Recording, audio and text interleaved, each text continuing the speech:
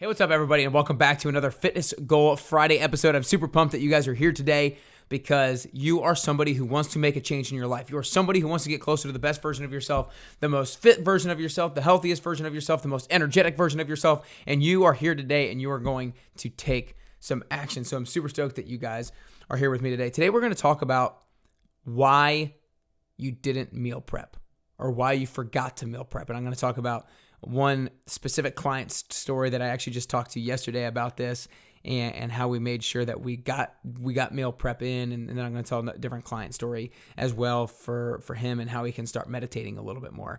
But before I dive into that stuff, I want you guys to make sure you go check out the 10-week fitness goal setting program. I want you to check out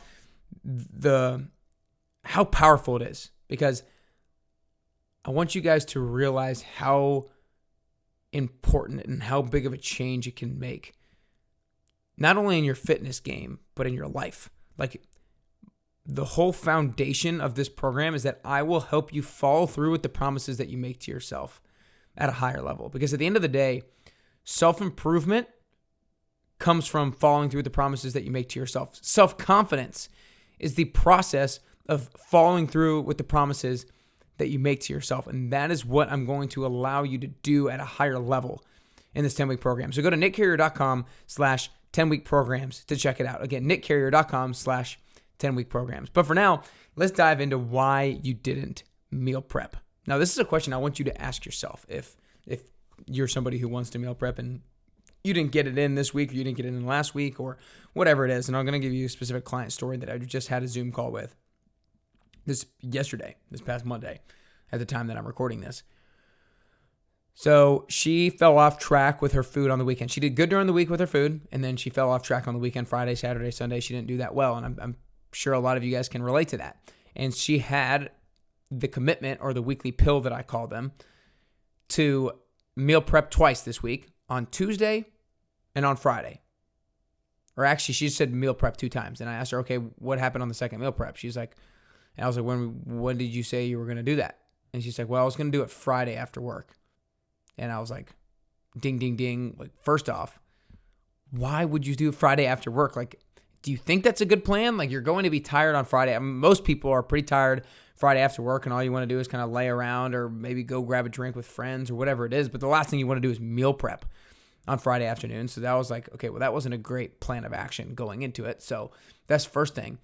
And then second thing was like, okay, so we're not going to do it Friday afternoon this week. When do you think we can do it? And we just started to discuss back and forth when would be a good time to do it. And I had thrown out a recommendation that some of my other clients in the past have done, because she and some other clients sometimes work late. And so in the evening, sometimes it isn't realistic, especially if they're trying to get enough sleep and get in a morning workout.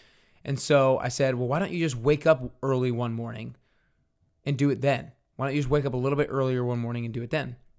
She really liked that idea. And so she decided that she was going to wake up Thursday morning at 6:30 to get that meal prep in. And that was her commitment for the week. That was one of her commitments for the week, or one of what I call her weekly pills.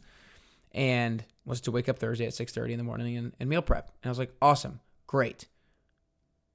What's going to allow you to be successful with actually waking up early at 6:30 and meal prepping? Like, what's going to increase the likelihood that you actually do that? And she said, well, I probably need to be in bed by 9:15. I was like, okay, great. What do you have to do to make sure you're in bed by 9:15? And she said, and she's a therapist, and she said that I probably need to be done with work by 8 p.m. Do you done with my last client at 8 p.m. and be done with work? And I was like, boom, that's what it is. That's what it is. That's what you have to do. That's what you have to commit to. That's what you have to put on your scoreboard and follow through with. Because look, guys, it could have been very easy for me to have that accountability session with her and just say, come on, you could have done it on Friday afternoon. Like, be more disciplined. I know it's not the one you want to do it, but you got to do it. You got to do it. You got to do it. You got to be more disciplined. You got to have more willpower. But the reality of the situation is she didn't not meal prep, or she didn't not have her good food over the weekend because she wasn't disciplined on Friday afternoon. She didn't have her good food on the weekend because she had a bad system of success. She planned poorly. And so, okay, now that's something that we can work with. That's something that we can adjust. That's when it's like, okay, Thursday morning at 6:30, but let's go a level deeper. What do you have to do to make sure that you actually get up in 6:30 and do it? Okay, well, I have to go to bed by 9:15. Okay, well, what do you have to do to be successful with that? okay, I have to finish with my last client by 8. You see, you have got to think about the most controllable scenario or the most controllable situation that you have. You have to back it. You have to back it up. You have to scale it back to the things that is most controllable to you, because it's like waking up at 6:30. Sure, that's controllable, but you might be tired. You might want to press snooze. You might not have got a good night's sleep. So what's a little bit more controllable? Getting in bed by 9:15. Okay, that's a little bit more controllable, but sometimes you get caught up in work doing late there and maybe watching an extra episode. So what do you have to do to make sure that you're in bed by 9:15? And that's when she was like, I have to finish with my last client at 8. And that was a really controllable thing because she had a specific call that was going to end at 8 with that client. And then boom, she shuts it down and eats dinner and goes to bed. So you got to scale it back to the thing that is most controllable to you in order to set yourself up for success so that you get your meal prep in, or you do the thing that you said you're going to do that you need to do in order to get closer to your goal. Now, another kind of similar story, not related to meal prep though, is I have a client who was getting bad sleep, and so he wasn't working out, or he missed a couple of his workouts the past week, and he wasn't getting enough sleep because his mind was racing from work and he was having a stressful work week. And so what he wanted to do the next week was meditate for 5 minutes 4 times a week. He said that because that was going to help him de-stress.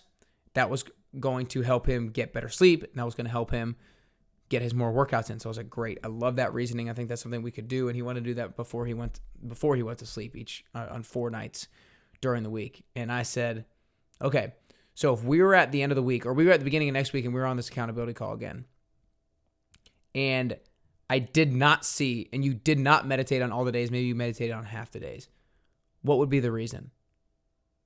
And he was like, I don't think there would be any reason. Like, I think I'm going to do it.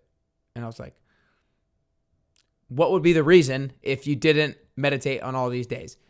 And he sometimes sits up late on phone calls while he's lying in bed. And so I literally told him to text the person that he gets on phone calls with and tell them, sorry, this week I'm not going to be able to do the call on our regular night or whatever it was, and because I have to go to bed. So maybe they talk a little bit earlier. And so you see, the reason that he missed his workout wasn't because he wasn't disciplined to get the workout in. It was because he got bad sleep.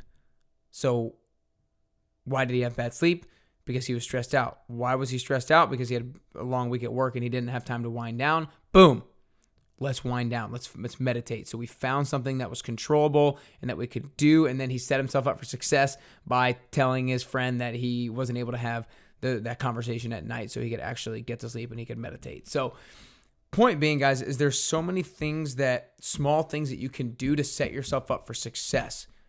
So many people think they don't fall through because they lack discipline, they lack willpower, when it's really they lack the system of success. Because you have to set yourself up for success so you don't have to rely on sheer motivation, sheer discipline, and sheer willpower. I hope this was helpful for you, because I'm sure everybody out there can relate to a time where they didn't meal prep, or they didn't get their workout in, or they had a cheat meal, or they stressed ate. And you can think of a way to set yourself up for success so that you increase the likelihood that you fall through with the things that you need to be doing. And that's how I started off the episode. With this program, I am going to make you better at following through with the promises that you make to yourself, which is going to skyrocket your self-confidence. It's going to skyrocket your self-trust, and it's going to build that reputation with yourself that you are the type of person that says they're going to do something and then does it, and then says it again and repeats it, says it and repeats it. And that is one of the foundational things in getting closer to the healthiest version of yourself, getting closer to your fitness goal, and the overall best version of yourself. So I hope you guys enjoyed this episode. I want you to make sure you share it with a friend or family member who's really focused on their fitness goals right now, really focused on their health. Make sure you also check out nickcarrier.com/10week programs, because I want to help you fall through at a higher level. I want you to build that self-trust and self-reputation with yourself so that you can get closer and closer to your best you.